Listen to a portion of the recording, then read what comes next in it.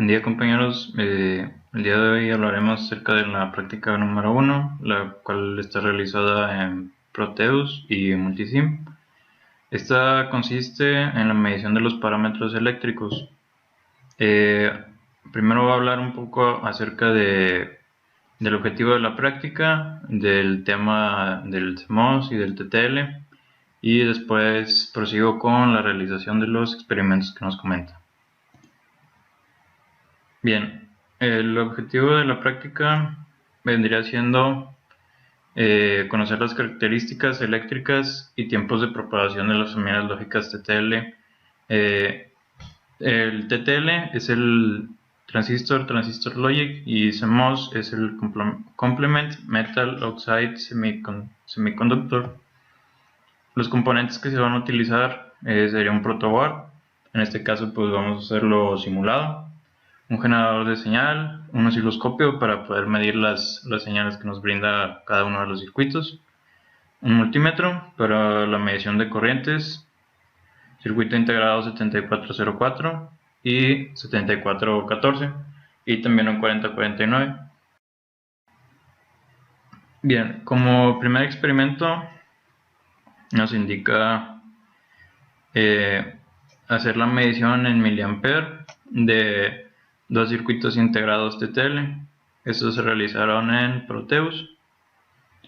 Aquí los podemos observar. El 4049 serían los TTL y el 7404 serían los CMOS. Bien, iniciamos lo que viene siendo la simulación. Al momento de que nosotros accionamos el botón, observamos que no hay un consumo de corriente. ¿Por qué? Porque los TTL trabajan en su mayoría en cuestión de voltaje. Ellos no van tanto por la corriente, a comparación de los CMOS, a como se muestra aquí. Nosotros accionamos el botón y nos llega a consumir 0.5, 0.20 mA, y cuando están estáticos, que no están trabajando, nos llegan a consumir un mA. ¿Por qué? Porque los CMOS llegan a trabajar con mayor corriente. Vaya, esa es su parte como que principal diferencia entre cada uno de ellos. La ventaja, se podría decir, es de que de los CMOS vas a llegar a depender de la corriente y no del voltaje, y en caso contrario en los TTL llegas a depender del voltaje y no de la corriente. Digamos que cada uno de los casos llega a tener su ventaja y su desventaja. Ya también depende de la aplicación que le queramos llegar a dar y del fabricante también, qué es lo que quiera realizar. Y bueno, sinceramente pues los dos llegan a tener muchas grandes aplicaciones, y que también llegan a ser importantes pues para la realización de proyectos, de máquinas, y también pues de estudios, se podría decir, ya que sí es importante que nosotros llegamos a conocer pues sus diferencias y sus características. Bien, voy a posar aquí la simulación. Como siguiente punto era realizar la prueba con los CMOS. Ya se realizó. Como punto número 2 nos pide la medición de corriente en los pines de alimentación VCC del circuito integrado, y ver así la corriente consumida por todas las compuertas que contiene el paquete, o sea, ya el chip como tal. Como podemos ver, Proteus no nos llega a proporcionar el circuito integrado como tal, no nos deja trabajar con el chip completo. Entonces lo que realizamos fue checarlo desde Multisim.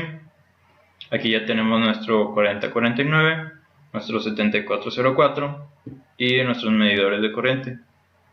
A continuación damos play a la simulación. Aquí podemos observar la corriente que consume cada uno: 5.55 picoampere, y el otro igual. Como podemos observar, también la corriente que consume cada uno pues llega a ser prácticamente parecida.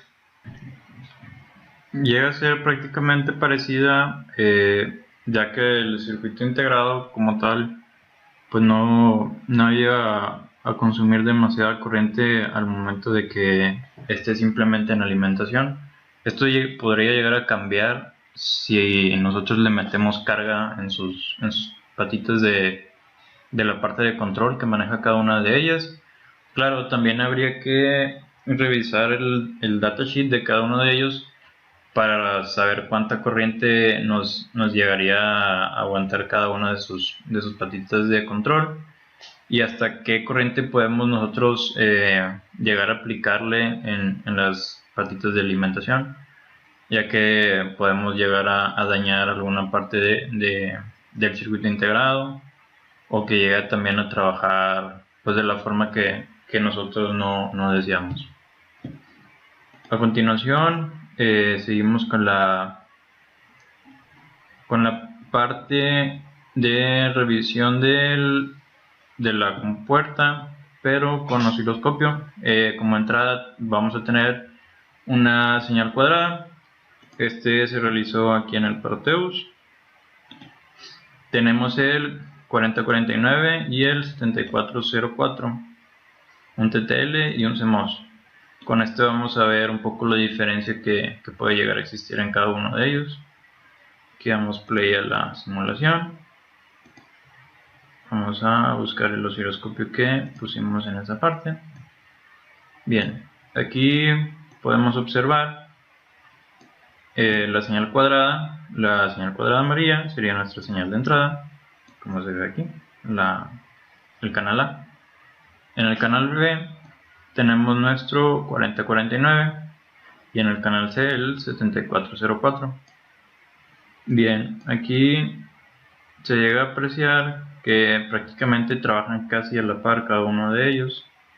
Esto se podría decir que es así por la cuestión de que, pues vaya, es simple lógica. ¿Qué quiere decir esto?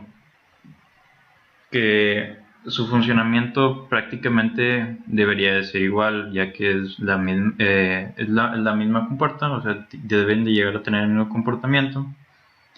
Y si acaso lo que podría cambiar sería si nosotros llegamos a meter alguna cuestión de alguna resistencia, como carga, podría ser, o si modificamos el voltaje y la corriente de entrada en cada compuerta. Pero bueno, aquí se muestra claramente los canales que se están manejando y que son prácticamente idénticos. Cerramos aquí, cerramos aquí. Y por último, tenemos el mismo experimento, pero con una señal de entrada triangular. Es un poco extraño meter este tipo de señal, ya que pues no la podríamos considerar como tal una señal digital, sino que llega a tener hasta cierto punto como que una parte analógica, se podría decir. Y bueno, esto sí va a llegar a ser un poco más interesante, ya que pues no es tan normal llegar a meterle una señal triangular a un circuito de lógica TTL o CMOS. Bien, tenemos lo que viene siendo la simulación empezada. Checamos nuestro segundo osciloscopio y aquí podemos observar lo siguiente. El canal A, que sería el canal de color amarillo, tenemos nuestra señal triangular de entrada. Permítanme, déjenme para poder acercarnos un poco más. Bien, tenemos señal de entrada en el canal A. Una disculpa que se está moviendo. Ahí está, bien. En el canal A, señal triangular. Canal B tenemos lo que viene siendo nuestro. Bien, en el canal B tenemos lo que viene siendo la señal del 7414, que aquí en el osciloscopio se ve que es una señal cuadrada. Y en el canal C tenemos lo que vendría siendo el 7404, que es un TTL de igual forma, pero este tiene la característica que es un Schmitt trigger. Y bueno, ¿qué es un Schmitt trigger? La capacidad que tiene este circuito integrado es de que llega a tener el manejo de lo que vendría siendo la histéresis de una señal. ¿Qué quiere decir? Que nosotros podemos entrar con una señal de forma analógica o senoidal, o sea, gráficamente llega a ser muy parecida. Y lo que hace este integrado es que trabaja la señal y trata de convertirla a una señal cuadrada. Eh, Trata de convertirla en una señal cuadrada que llegue a tener una buena definición, como se ve aquí en el osciloscopio. También podemos observar que llega a tener como un doble escalón. Este doble escalón vendría siendo como en la región de histéresis que maneja ese mismo circuito integrado. Como podemos observar, aquí metemos lo que vendría siendo la señal triangular, la vamos moviendo en el osciloscopio.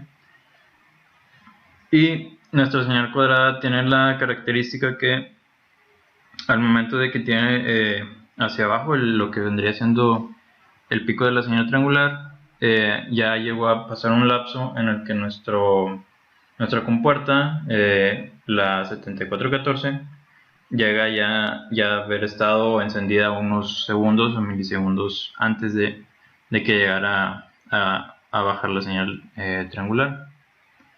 Bueno, con esa al igual no habría mucho inconveniente, ya que sigue trabajando, se podría decir, de forma normal prácticamente. Lo curioso, lo interesante de esta práctica vendría siendo el observar lo que vendría siendo esta compuerta, la Schmitt trigger, que al momento de que la señal triangular empieza a bajar, podría decir que ya a partir del, decir, el 75%, ya la señal del Schmitt trigger empezó a accionarse en camino hacia el 1. Pero ¿qué es lo que pasa durante este lapso? Bueno, lo que llega a suceder es de que la compuerta está trabajando la señal de entrada, que tenemos que recordar, es una señal de parecido tipo analógica, una señal tipo senoidal. Entonces, en este lapso es donde se produce la histéresis dentro del circuito integrado. Entonces, en ese lapso de tiempo que se lleva la compuerta, observamos que pasa un tiempo y luego ya llega a ser estable lo que vendría siendo la señal. Luego va de bajada, porque hay que recordar que pues estamos dependiendo de la señal de entrada de lo que vendría siendo la señal triangular. Y vuelve a recaer en histéresis, baja y luego termina apagándose. ¿Por qué? Porque pues prácticamente es una señal triangular que oscila entre un 0 y un 1 analógico. Probablemente si fuera una señal de corriente directa continua, observaríamos esto como primera parte y ya podríamos llegar a observar esto como una constante, o sea, ya no estaría cambiando. Hasta el momento que nosotros la lleguemos a desconectar o apagar, veríamos que baja, histéresis y luego ya llegaría a estar apagada por completo. Llega a ser interesante ya que en el osciloscopio podemos llegar a apreciar los momentos y los tiempos de histéresis de esa compuerta analógica, porque hay que recordar que sigue siendo una compuerta inversora tipo NOT. Lo que cambia es que es una Schmitt trigger, que bueno, se podría decir que es una de gran herramienta y utilidad, ya que al momento de nosotros querer convertir una señal tipo analógica en digital, podríamos usarlo como herramienta. Claro, no podemos también olvidar que pues tenemos que estudiar bien qué es lo que queremos convertir de analógico a digital y también pues considerar filtros si es necesario para no perder datos de la señal que nosotros queremos llegar a analizar o a llegar a hacerle un estudio o una lectura de la misma. Pero como prueba o como experimento, digamos que está muy bien conocer este tipo de compuertas, ya que para aplicaciones pequeñas o para realmente una aplicación real, podemos llegar a implementarlas sin meternos en costos de decir, bueno, voy a comprar un microcontrolador que me haga esto.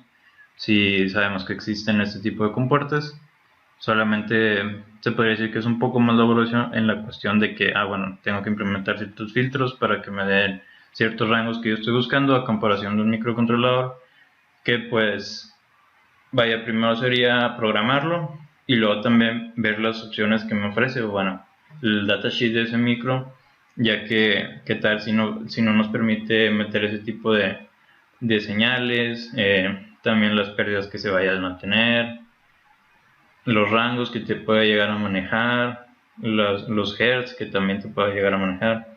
Entonces digamos que este tipo de compuertas sí nos ayudan para esa cuestión de que pues lo hacen mucho más fácil y útil el hecho de pues, saber que existen sin tener que a fuerza necesariamente llegar a implementar un microcontrolador. Y bueno, se podría decir que esto llega a ser todo en la cuestión de la práctica número 1. Espero que les haya gustado